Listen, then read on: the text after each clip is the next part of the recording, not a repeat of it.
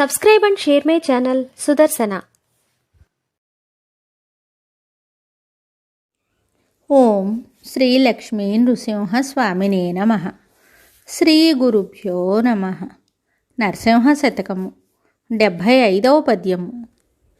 వసుధాస్థలంబున వర్ణహీనుడుగాని బహుళ దురాచారపరుడుగాని తడపి కాశీయని ధర్మశూన్యుడుగాని చదువనేరని మూఢజనుడుగాని సకల మానవులు మెచ్చని కృతఘ్నుడుగాని చూడసొంపును లేని సుంఠగాని యప్రతిష్టలకు లోనైన దీనుడుగాని మొదటికే మెరుగాని మోటుగాని ప్రతిదినము నీదు భజన చేబరగునట్టి వానికే వంకలేదయ్యవచ్చు ముక్తి. భూషణ వికాస శ్రీధర్మపుర నివాస దుష్ట సంహార నరసింహ దురిత దూర.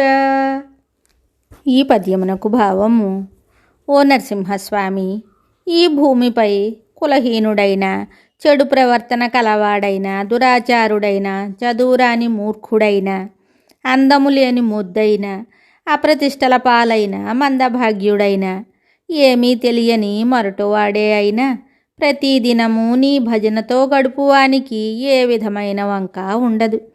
వానికి ముక్తి తప్పక ప్రాప్తించును. మరి ఒక పద్యంతో మళ్ళీ కలుద్దాం. శుభం. Subscribe and share my channel Sudarsana.